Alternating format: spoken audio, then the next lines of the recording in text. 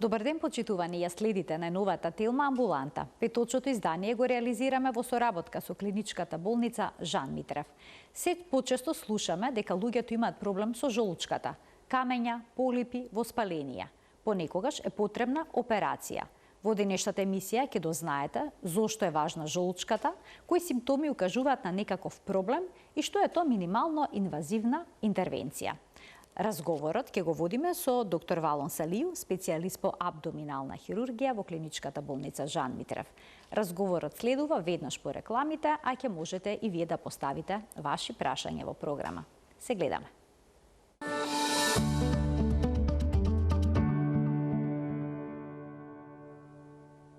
Зошто толку многу луѓе денеска имаат проблем со жолучката? Дали ова е можеби болест поврзана со современиот начин на живот?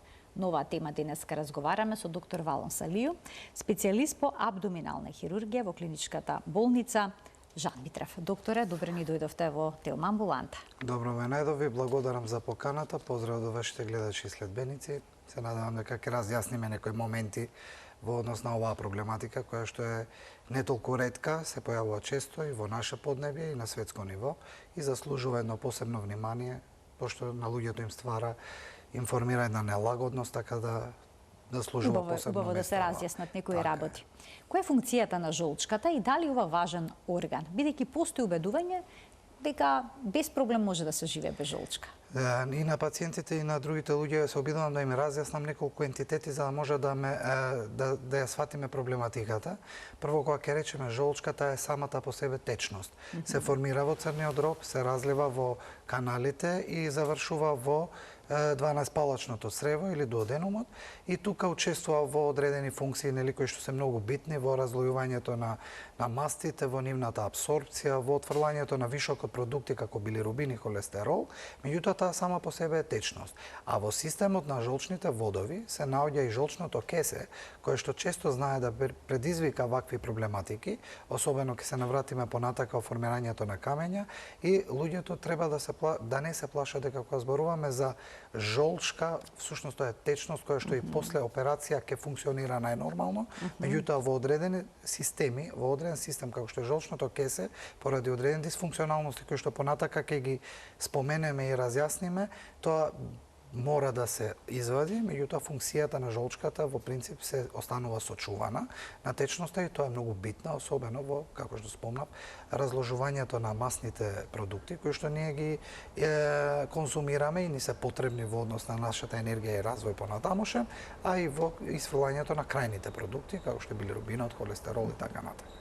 Значи жолчката и понатаму ќе биде присутна во дигестивниот систем и покрај отстранувањето на жолчната кеса. Таа се произведува некаде, па да кажам, до литари 200 милилитри во текот на денот, тоа е во секојдневната продукција, тоа е нормална продукција на црниот дроб, кој што е дел од функционалниот наш систем, меѓутоа жолчното кесе е поставено на место со цел да помогне во целава приказна, меѓутоа понекогаш кога не е тоа здраво, наместо помош ни доведува до нелагодности. Кои се најчестите проблеми со жолчката со кои што се среќавате во вашата пракса? Во однос на жолчното кесе најчеста проблематика е холелитиазата, тоа е во превод камења во жолчното кесе. Од други проблеми, како последица на камењата може да се појават воспаленија, тие да бидат акутни, хронични и други дополнителни компликации кои што може да се појават како последица на постоењето на тие камења и би ги спомнали полипите на жолчното кесе кои што се сосема друг ентитет, сосема друга група на проблематика, не поврзана со камењата, може да бидат во исто време и едното и другото, меѓутоа не се ни по генеза, ни по потекло, од исто потекло, така да тоа е сосема друга група на ова. Меѓутоа во 95% од случаевите на заболување на жолчното кесе, кога зборуваме за жолчното кесе, се работи за камења или за холелитиаза во. Така, во денешната емисија детално ќе преговориме и за камењата, и за полипите, и за воспаленијата. Ќе започнеме со камењата, со жолчите камења. Зошто тие се формираат, како се формираат и не сите се подеднако предиспонирани на овој проблем. Така е, вистина, значи има многу фактори кои што се во склоп на формирањето на жолчните камења, прво да ги поделам, тие се делат на холестеролски, кај што има вишок холестерол, и се делат на пигментозни или билирубински, што се од друго потекло формирање на камења. Има различни типови? Има различни, и во светска популација, да кажеме, во западните земји се подоминантни холестеролските камења, додека, пример, кај азијати се подоминантни пигментозните камења. Во нашава поднебја се работи повеќе секој пат за холестеролски камења, и тука имаме многу фактори кои што учествуваат во тоа. Во однос на полот, женската популација е поизложена на оваа проблематика, има неколку фактори поради тоа. Една од причините е хормонскиот момент кај женската популација, особено естрогенот. Тие знаат да се појават кај бремени жени, знаат да се појават, има една 4F формула, да ја кажеме, на англиски викаат F за female, као жена, F за 40, над 40 годишна возраст, F за fertile, за што имаат плодност, и F за fat, тоа не се однесува само на дебелина и обезност, иако обезноста е еден од факторите за оваа проблематика, меѓутоа се однесува и на самата дистрибуција на масното ткање и холестеролот како се однесува, што е поразлична во споредба со кај мажите. Особена субпопулација се жени кои што се неколку пати затрудниле, па имаат мали дечиња, кај нив знаат да бидат, кои ќе споменеме и понатака, таа е една посебна група на пациенти кои што после породување имаат чести болки и заслужуваат едно особено внимание. Други фактори се обезноста, другите фактори се наглото слабење, знае да доведе до формирање на жолчни камења, особено ако тоа се работи за многу краток времен период и така наеднаш да се слабе поради одредена дискинезија, тоа е нарушување на движењето на жолчното кесе. Значи опасни се оние брзи, ригорозни диети што се... Не само опасни, туку се и нездрави и доведуваат надвор од ова и дополнително други проблематики кои што луѓето сакаат да го постигнат резултатот за побрзо време, и тоа е разбирливо, меѓутоа цената и последицата врз телото секако си е своја. И дополнително имаме метаболни нарушувања кои што може да бидат вродени и одредени липидни нарушувања, значи збориме за пореметување со маснотиите кај луѓето, кај што доведува до склоност за формирање на жолчни камења. Возраста, пример, пошто ги спомнав метаболните нарушувања, кај овие пациенти камењата се појавуваат во помлада возраст, а во принцип, во општо, значи збориме кога се работи за камења жолчно кесе, тоа е предоминантна болест кај повозрастната популација. Значи децата и помладите се на некој начин отстапени од оваа проблематика. Но може кај да се случи. Апсолутно, да, може да се појави во било која возраст, не е исклучено кај никога. Ја споменавте масната дистрибуција во телото, така? Распоредот на мастите во телото, што е најризично? Дали тоа се мастите на стомакот што се наталожени, на бедрата? Има ли одредена категорија? Конкретна, да кажеме, дали тие масти би довеле до камења во жолчното кесе или не? Во принцип се работи за... Кога збориме за обезност, тоа е еден вид на надвор од естетскиот момент, се работи за едно метаболно нарушување, кај што липидите и другите структури и субстанции што се во телото се во некој, да кажеме, друг баланс или дисбаланс. Значи и тука доведува до една проблематика која што нарушува од една страна кај жолчното кесе, од друга страна во други системи, на кардиоваскуларни системи и така натака, во исхраната, во функцијата на цревата, така да не е конкретно спецификата на какво е дебелењето, колку што е проблематиката дека тоа е едно целокупно нарушување каде што во една ситуација доведува и проблеми со жолчното кесе и со камењата во нив. Дали камењата во жолчката секогаш ќе предизвикаат некакви симптоми? Постојат ли карактеристични? Има една група на пациенти кои што се сосема асимптоматски. Значи, они отишле на лекар поради сосема друга контрола, да се испитуваат или на систематски преглед од страна на работодавци, каде што им прават ултрасонографија или ехо на абдомен. Значи, во тоа гледаат и увидуваат дека всушност имаат камења во жолчното кесе.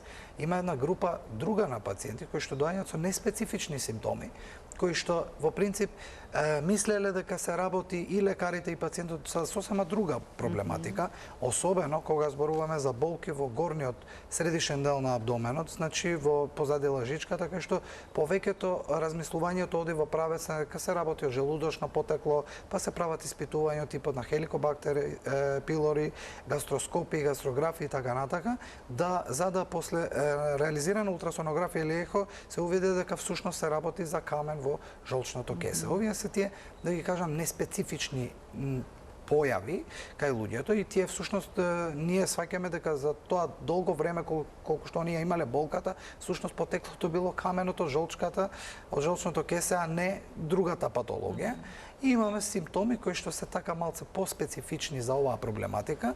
Таа е медицински кажано билиарната колика, таа е болка силна по карактер, остра, која што се појавува или во средишниот дел, или под десниот ребрен лак, се шири кон грбот, особено поврзана со исхраната, која што се појавува после одреден пообемен оброк, особено исполнет со многу масноти, и кај луѓето таа е еден вид на неиздржлива болка, поради која што они се упатуваат и доаѓаат во нашите установи медицински за испитување и нормално иницијално за смирување на болката.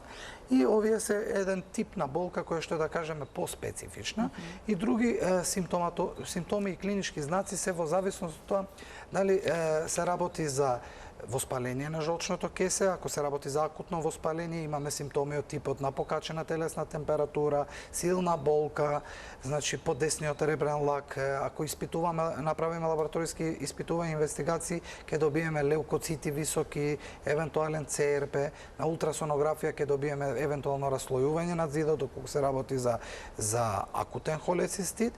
Кога се работи за хроничен холецистит, по-специфични се потапите болки, значи кај нив не се толку карактеристични овие што ги спомнав од претходно, туку самото присуство на камење и развивањето на хроничниот холецистит, на хроничното воспаление доведува до една така по-блага варијанта на појава на болки и кај нив може да се појават во разредчени периоди, да кажеме да се појави еднаш во 2 месеци, во 3 месеци, секако тоа е веќе симптоматологија на камен на жолчното кесе и секако тука ги имаме симптомите и клиничките знаци на компликациите на камењата на жолчното кесе, кои што се особено важни да се распознаат од почеток со цел превенција на поголемо оштетување кое што би можело да дојде како последица на, пример ке земам, спуштање на мал камен кој што бил во жолчното кесе во главниот жолчен вод, кај што може да предизвика пожолтување кај пациентот, развивање на билиарен акутен панкреатит кои што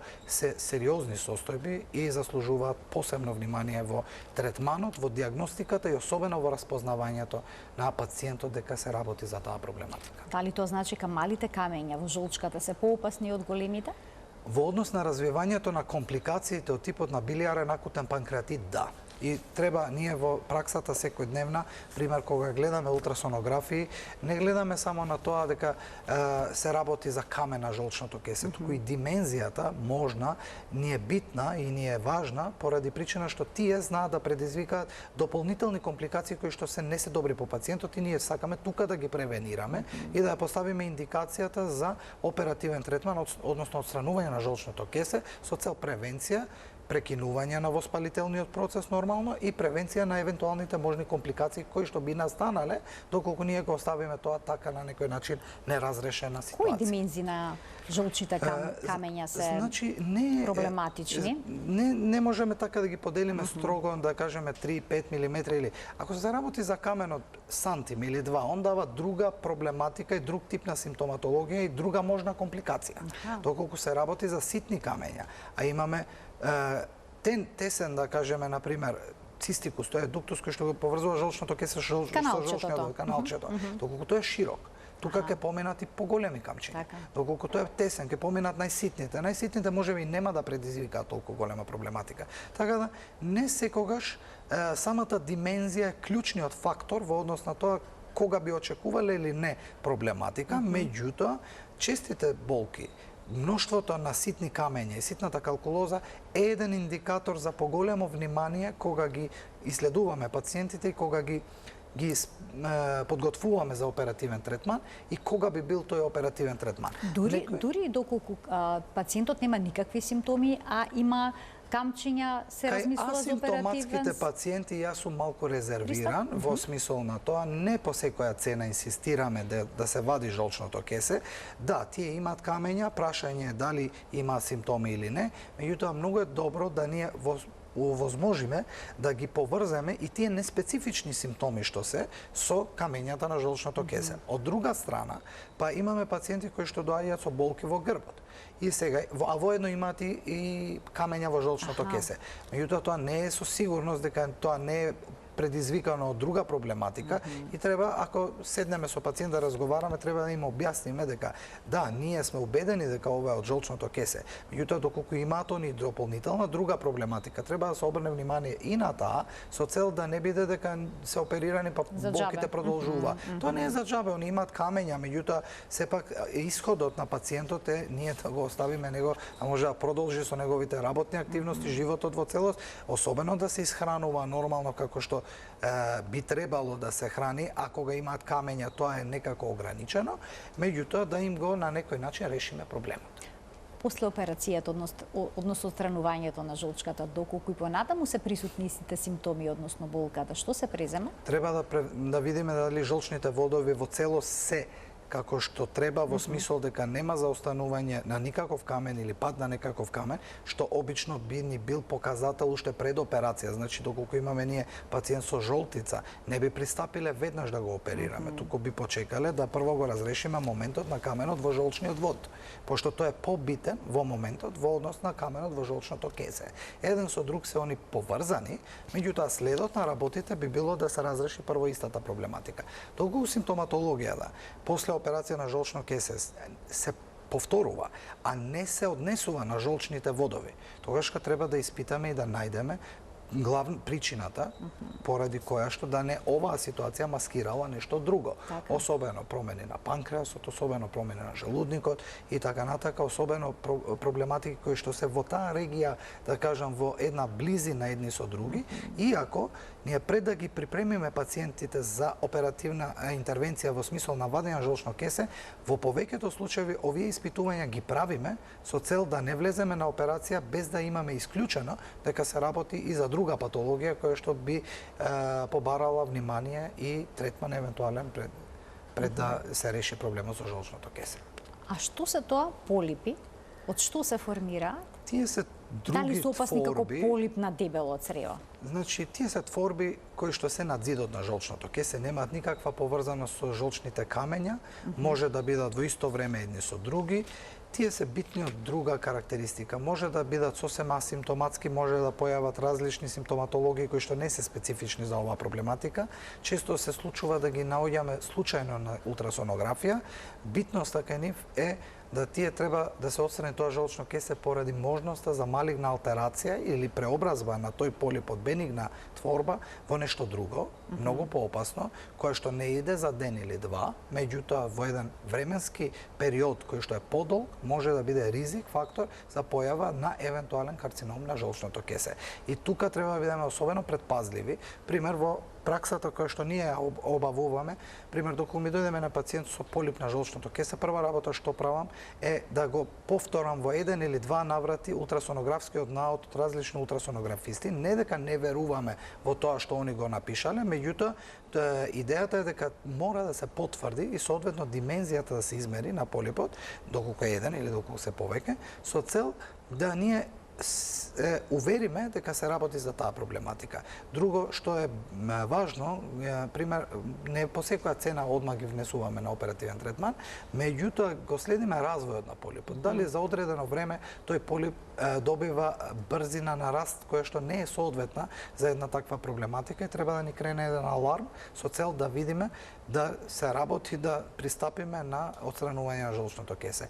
И тука би ги спомнал една посебна групација кај што се полипи над 1 сантиметар, кај нив нема дискусија, кај нив се иде на отстранување на жолчното кесе во целост. Значи 1 сантиметар е горната граница на полип? 1 сантиметар е клучната граница во која што нема никаква Претходно може да се следи, Претходно може да се следи, да кажеме 6, 7, 8 милиметри, нели и така натака. Меѓутоа сите тие што ги спомнуваме милиметри се релативни, пошто кога правиме ултрасонографија, ние ги мериме, меѓутоа тие се различни агли и така натака, така да секој пат кога има пациент со полип на жолчно кесе, мој совет е будно следење на истата состојба и во одреден момент секако ќе заврши со оперативен третман. Не мора да значи со 100% сигурност, меѓутоа во принцип треба да се размислува дека кога тогаш ова состојба треба да се реши. А кога станува збор за камењата на жолчното кесе, дали тие може да се следат долг период и пациентот на крајот да не заврши со операција? Така доживотно да биде? Во принцип имаме кај луѓе кои што ќе дојдат возрастни, пример да кажеме 80 години, кои што никогаш не имале симптоматологија за камења на жолчно кесе и случајно се наоѓа дека имаат некое камче во жолчното кесе или па имаат друг камер поголем и така натака. Не по секоја цена, секој пат наоѓањето на каменот во жолчно кесе е индикација за операција.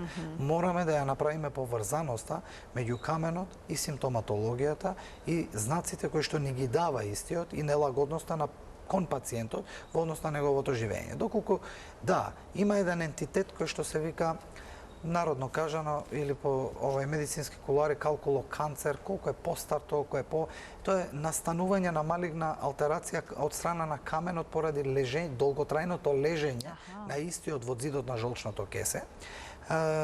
Треба да се води сметка и околу таа работа, не треба да се по секоја цена инсистира на асимптоматските да се вади, меѓутоа треба да убаво измериме каков е каменот, како тој лежи, дали има некоја друга проблематика попратна, особено една будност во следењето на истата проблематика и во принцип пак ќе кажам, доколку појави симптоматологија, веќе размислување кон отстранување на жолчното кесе со се камењата и каменот што се наоѓа во него. Ќе ги вклучиме гледачите од овој момент во денешната Телма амбуланта. Почитувани, емисијата е контактна, телефонскиот број е испишан на екранот. Можете да се јавите и да поставите прашања на темата на која што денеска говориме. Докторе, диагностиката секогаш се прави со ехо или понекогаш се потребни дополнителни алатки? Златен стандард за увидување дека постои камен на жолчно кесе е ултрасонографијата или ехото што го спомнавте. Најдобро се гледаат на тоа, особено кај пациенти на гладно, кога жолчното кесе е исполнето и во кое што може убаво да се отцрта појавата. Значи мора да биде на гладно? Мора да биде поради причина што после секој оброк жолчното кесе се празни со цел да помогне во разработувањето на масните исхрани кои што ние ги внесуваме. И кога имаме испразнето жолчно кесе, увидувањето и следењето на зидот на истото на ултрасонографија е потешко. Затоа инсистирањето и од страна на радиолозите и па и од наша страна која им кажуваме на пациентите е да бидат гладни со цел жолчното кесе да се прикаже во целост, исполнето со жолчка и со тоа ќе направиме дистинкција и разликување меѓу структурите што се внатре и колку се камењата и како се и каков е зидот. Тоа е битен момент. Ултрасонографијата, значи ехото е тоа што е сосема доволно во однос на откривањето на каменот на жолчното кесе, евентуалното воспаление, дали се работи за хроничен акутен холецистит и нормално. Воспалението е видливо на ехо? Да, се мери димензијата на зидот на жолчното кесе, карактеристиките на зидот, ако е акутен, има раслојување и така натака и тие се доста видливи, пример за добар ултрасонографист тоа би било сосема лесно, доволно за да објасни. Меѓутоа, тука ги имаме и компјутерската томографија, која што во случај на покомплицирани случаи или нејасни, би ни довело до одредена јаснотија, значи дојаснување на состојбата, пошто ние кога го гледаме жолчното кесе не можеме да го гледаме тоа изолирано само како една структура. Околу истото има и доста околни структури кои што учествуваат во сооднос со жолчното кесе, во активни воспаленија и во слепувања и може да предизвика дополнителни компликации во смисол на поради акутизацијата на состојбата и особено при компликациите, пример, компјутерот би ни помогнал многу повеќе за да утврдиме дали имаме или не одреден тип на компликација. Исто така тука и магнетната резонанца, особено поставка како што се вика МРЦП, во која што може да се прикаже со исполнетоста на жолчните водови, жолчното кесе со жолчка, со контраст и тука да видиме дефекти кои што би се створиле како последица на појава на камења или други творби. Имаме гледачи кои што очекуваат да се вклучат во програма, да ги слушнеме прашањата. Добар ден. Добар ден. Повелете. Поздрав до докторот и екипата на Телма амбуланта. Ви благодарам. Ве гледам се моментално на телевизија, имам Сега моментално проблем немам. Имам 3 камења по сантим и пол во жолчка. Колку време ги имате камењата? Па, од пред 3 години ги утврдив. Така. Пред 3 години видов дека на девка е лекар, има Така. веднаш болки. Аха. Мислев друга работа во прашање. И што ви Отидов- советува да се следи состојбата, да се направи операција? Каков совет добивте? Па совет добив, треба да се отстрани жолчката, најдобро би било, мада може да се понатаку додека не знам тие стручни работи, да во државна и воена болница. Така, но вие се Секоја уште година- ја немате направена операцијата, ко... Не. Се двоумите, се колебате? Па сега и така сум во двоумење. Така, во може да се двоумење и каже. сега сакате еден совет од докторот, што да преземете? Точно така. така, пошто гледам, вика, над 1,5 сантим, јас сум човек од 62 години, сега стравот е тука, не. Така. Поради возраста, предпоставувам, имате Па, сега некаков страв. и од возраста, самата операција. Така, јасно. Ви благодарам за вклучувањето во програма. Докторе, многу луѓе кои што имаат ваков проблем со жолчката се двоумат. Значи, стравот од оперативен третман е нормален, природен и човечки, пошто никој не влегува на оперативен третман така лабаво, како да се каже, пошто луѓето имаат секакви прашања, се работи за анестезија, за операција, за можни разни ситуации. Генерално и стравот на господинот е сосема јасен. Тука сме ние за да им објасниме дека всушност таа интервенција е релативно честа, дека нема да биде он првиот пациент и нема да биде никакво се надеваме без никаква компликација, така, во смисол на таа работа.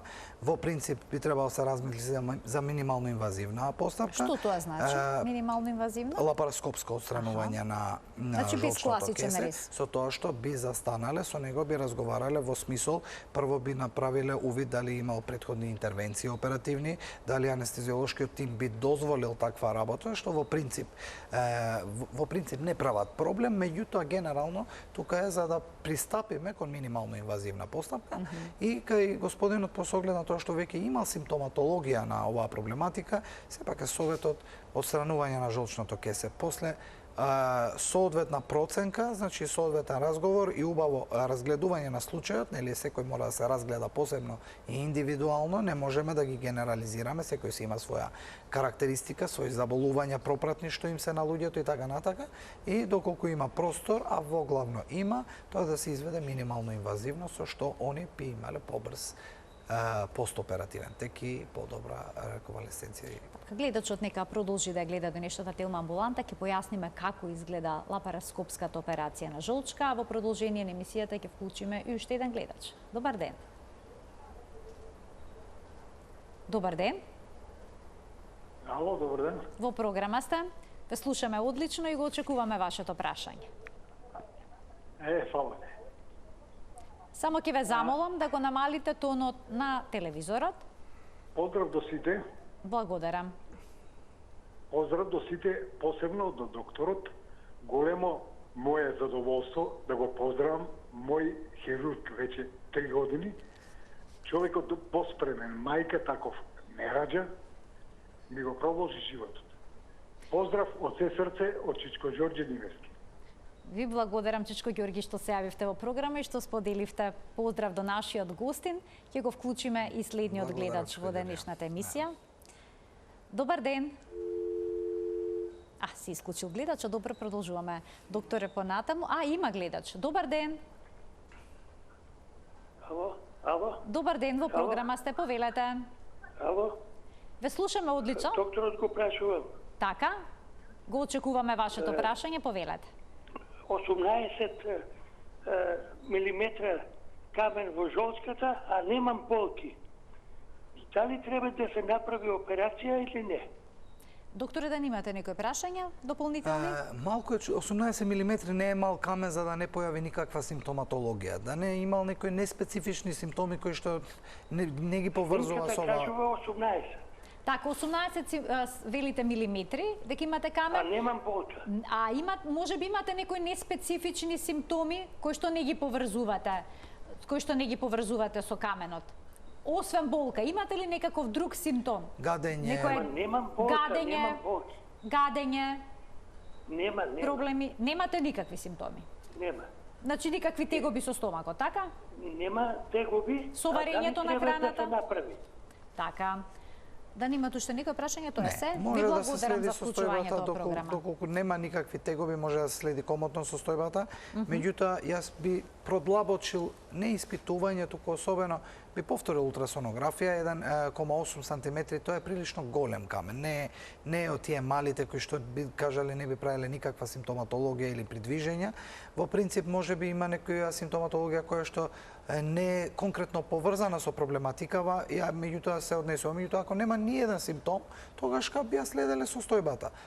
На редовни ултрасонографии, доколку појави симптоматологија, тогаш веќе вреди да се размислува за вадење. Ако 1,8 см не е споредбата во пример полипите се друга приказна во споредба со камењата, меѓутоа обично тие такви големи камења даваат одредено воспаление на жолчното кесе, особено кај него може да се работи за хроничен холецистит, да нема, али чим случајно се наоѓа и не се појавило, не би инсистирале по секоја цена само за да се оперира и отстрани. Што ќе решиме тогаш? Така. Нели? Нема нелагодност, нема симптоматологија, али како и да вреди и заслужува да биде следена состојбата. Да биде следен. Колку често да се прават контролите пред да го вклучиме следниот Да гледач? кажеме, може на 3 месеци, на 4 месеци да се направи Значи ултрасонографија. почесто да се прават. Но и не е толку често генерално прегледи. така. Добро, ќе го вклучиме и следниот гледач. Добар ден. Добив знак дека имаме уште еден гледач кој што очекува да се вклучи во Телма амбулант, а не се исклучил. Добро.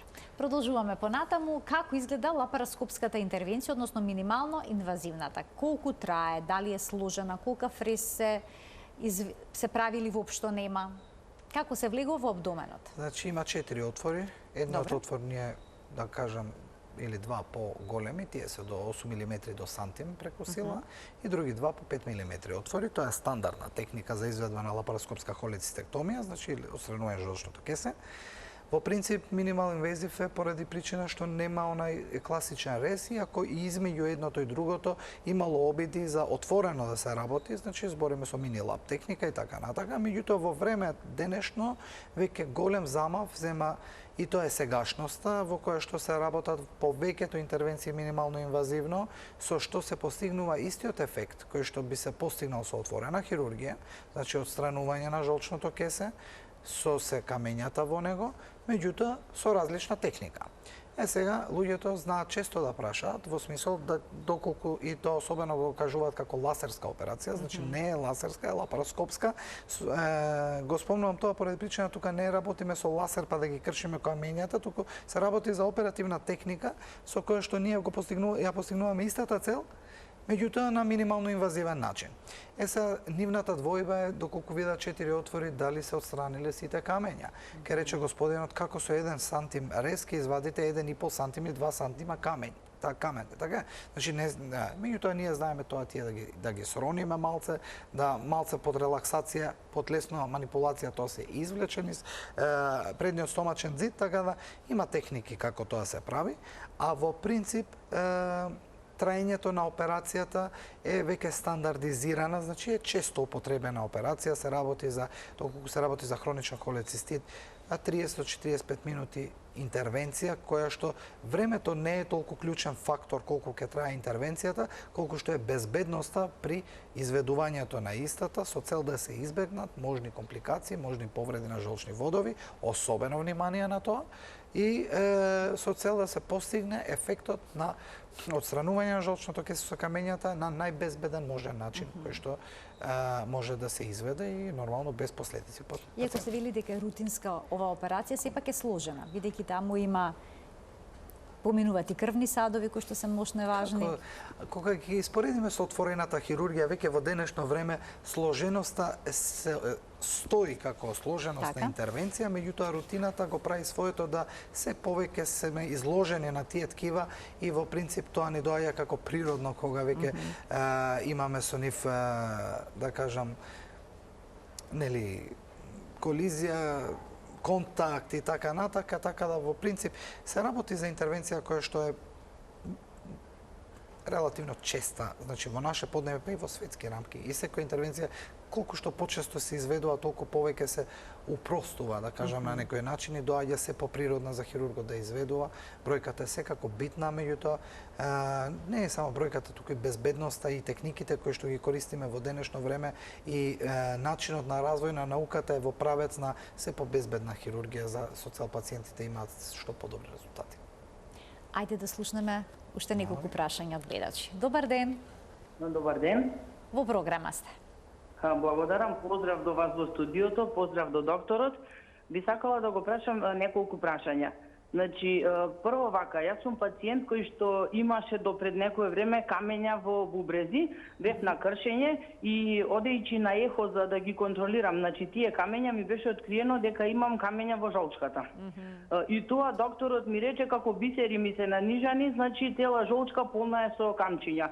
Со која димензија се не знам, затоа што нели беше проблемот кај бубрезите, па некако тоа малку го занемаривме. Меѓутоа, после на друга контрола, ми рече докторот, вика, јас би ти, значи имам 44 години, рече, јас би ти препорачал да се решиш со камчиња, да ги решиш камчињата. Меѓутоа, класични симптоми, проблеми немам. Еве, од вчера, например, осеќам една болка под градите, како лажичката, што вика докторот, и позади на истиот дел грбот. Дали тоа може да се смета некоја болка, значи, од камчињата во жолчка, или може би е нешто сосема друго? Значи, тоа ми е едното прашање. Другото прашање ми е дали би требало да се решам од камчињата и од жолчката, ако немам проблеми класични, значи не чувствувам некоја болка, туку заради тоа што се многу и за тоа што ги има, па би требало да се оперирам. И уште едно прашање, значи имам инсулинска резистенција, па пијам глукофаж и глуковитал макс. Дали тоа, значи таа терапија некако би представувала некој проблем во таа операција, ако се решам, значи да ја направам во најскоро време? Така, ви благодарам за вклучувањето во програма. Предпоставам дека со овој лек и наглас се слабе. Тоа е друг лек што го користат за ослабење, не се користи глукофаж поради дијабетот. Значи во принцип кај нејзе веќе кај пациентката има веќе симптоматологија која што е типична за камења жолчно кесе и бројот на камчиња, симптомите што она ги има и тука веќе одиме во правец дека таа треба да се оперативно реши. Значи треба да се отстрани жолчното кесе со се камењата што се во него. Сакам да тука потенцирам една работа, значи особено во принцип она имала камења во бубрегот. Значи тие се сосема различни, сосема друг систем. Таму се кршат. И кога ќе се кршат, тие ќе се, ако се успее, ќе се раситнат, ќе излезат преку урината. Во жолчното кесе не би требало да размислиме во тој правец, нити во чајни. Некои размислуваат за така, за и има чаеви, користат, многу луѓе користат. За топење велат на камењата. Се ги користат и ние тоа ги знаеме. Они мислат дека ќе се спасат од операција со тоа што ќе им ги снема камењата. Се надеваме да биде така. Сето тоа е добро. Меѓутоа работава е што доколку вадите камен од уринарен тракт, преку уринирање, тој излегува надвор. Доколку го стопите каменот на жолчното кесе и тој се раситни, тој паѓа во жолчниот вод. И во жолчниот вод доведува до компликации кои што се многу сериозни и многу опасни по човечкото здравје, особено кога ќе спомнам акутниот билијарен панкреатит. Значи, не е исто како со камењата на бубрегот. Сега, кај господјата, пример, имало камења во уринарниот тракт, кои што се може да понекогаш покријат симптоми, пошто ако има на десниот бубрег, така, меѓутоа различна е симптоматологијата. За волја на вистината, различни се региите и презентацијата на болката.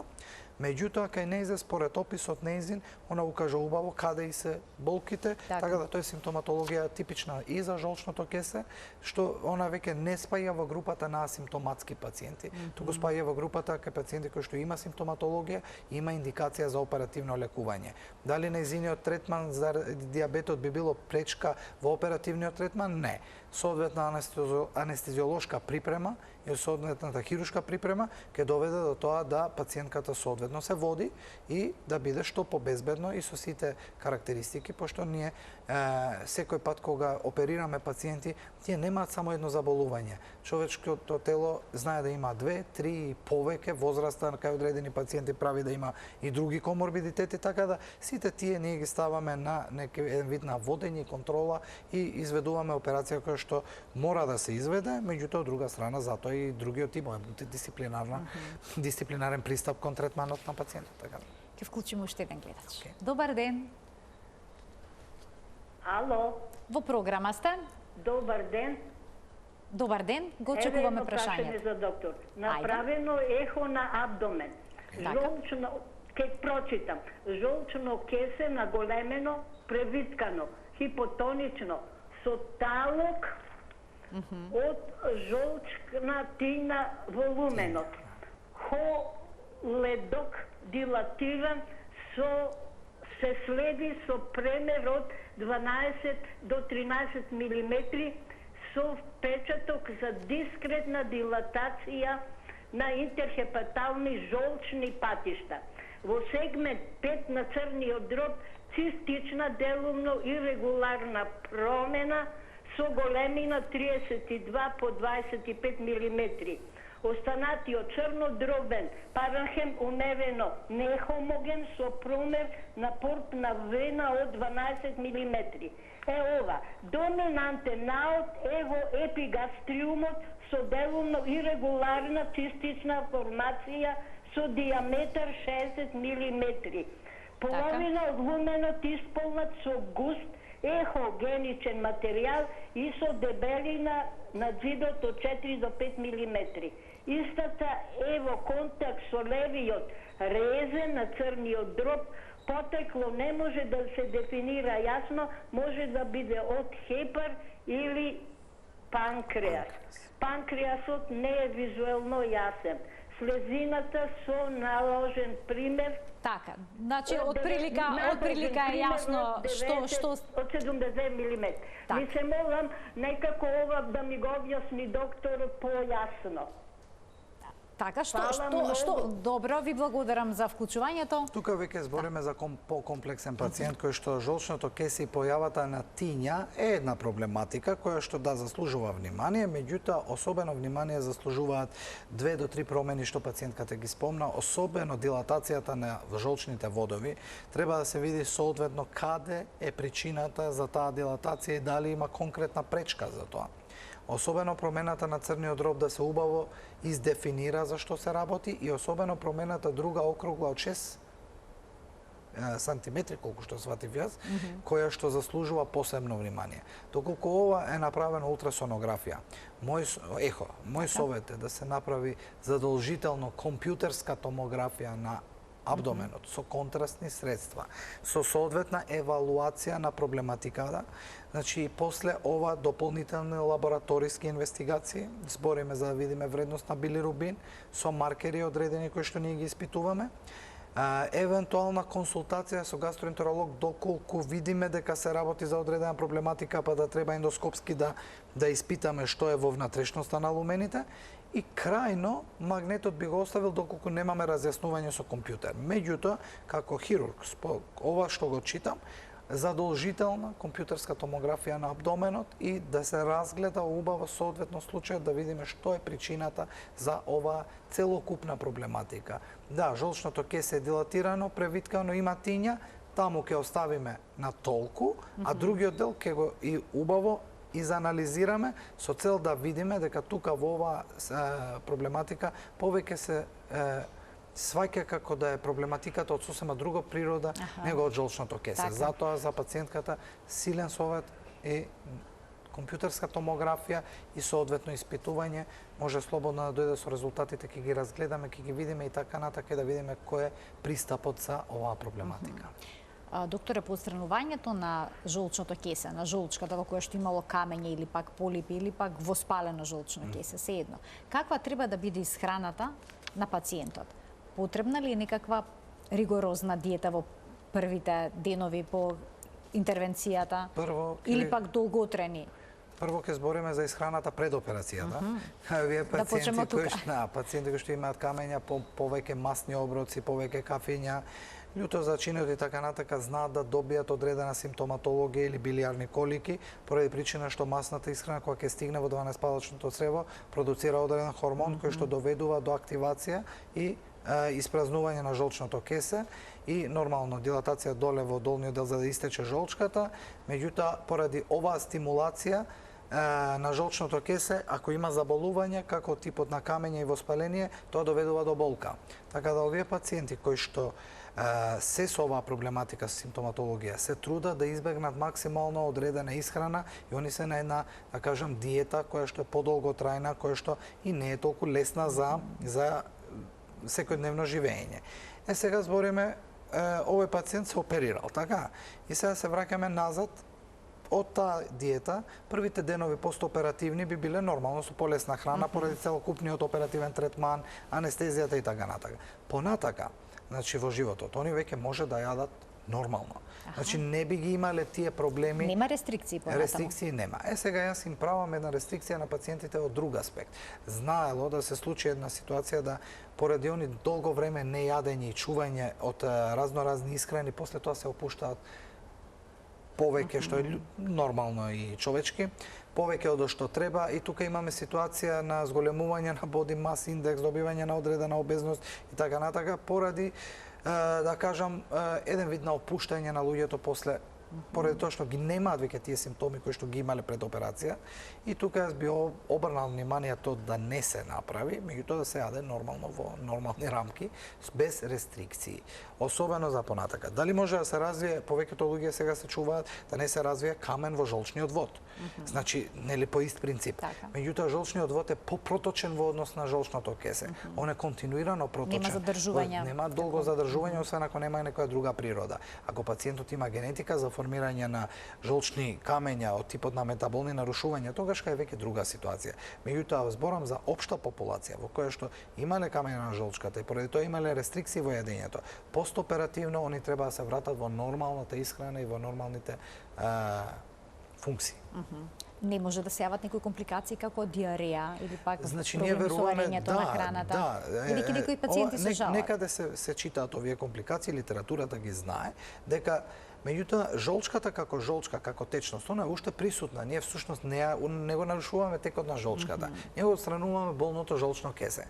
И збориме диарејата да би била као причина поради неразложување на тие масти, и тогаш веќе треба да размислуваме во друг правец на некои абсорптивни моменти на дигестивниот тракт, и не би била жолчката главен проблем во таа работа. Да, може да се појави, меѓутоа во принцип не е толку често. Така да тие пациенти се уште имаат жолчката како течност. Тие го немаат жолчното кесе. Така. Тука е клучата разлика. Так. А кој би бил најстариот пациент или пак можеби најмладиот, и дали возраста игра некаква улога во одлуката дали ќе ја направите операцијата или не? На почеток ви спомнав дека всушност холелитијазата е заболување на повозрастните. Но сепак имајќи и деца. Да. Имало 14 години, 15 години и помлади деца, зборам и помали деца, пример. Последниот што го гледав беше некаде 8 или 9 годишна возраст, тоа што јас сум адултен, значи абдоминален хирург, сум за возрастни од 14 натака, меѓутоа во соработка со детските хирурзи тоа се генерално се ги изведуваме. Додека најстариот пациент, мислам дека ми беше 88 или 9 години, не ме фаќате за збор, али тоа беше акутно воспаление на жолчното кесе, значи со гангрена на жолчното кесе, изведена лапароскопска интервенција, и пациентот до пред одредено време ми дојде на контрола, меѓутоа мислам дека беше добар. Одлично. И колку често се потребни контроли по отстранување После на жолчна операција на кеса? жолчното кесе, збориме на раниот постоперативен период, нормално довадење на конци, ги контролираме редовно, нели колку пати ќе дојдат, еднаш, два пати, не е битно. После тоа само по потреба. Значи нема некоја специјална контрола која што се прави после холецистектомија. Доколку се работи за жолчното кесе, доколку се работи за друга проблематика, од надвор од камењата и така натака, тогаш ги закажуваме контролите по протоколи како што наведува заболувањето кое што го третираме. Доктор, ви благодарам многу за вашето денешно гостување во Телма амбуланта. Ви благодарам на поканата. Се надевам Прекрасни појаснувања, се надевам дека ќе се видиме повторно во студиото на Драго Телма. ми беше. Почитувани, ова беше уште една Телма амбуланта која што реализиравме во соработка со клиничката болница Жан Митрев. Ви благодарам што и денеска бевте заедно со нас од почеток до крај. Гледајте не секој работен ден на Телма во 12 часот и 50 минути кога заедно учиме за тоа како да бидеме и останеме здрави. Пријатно.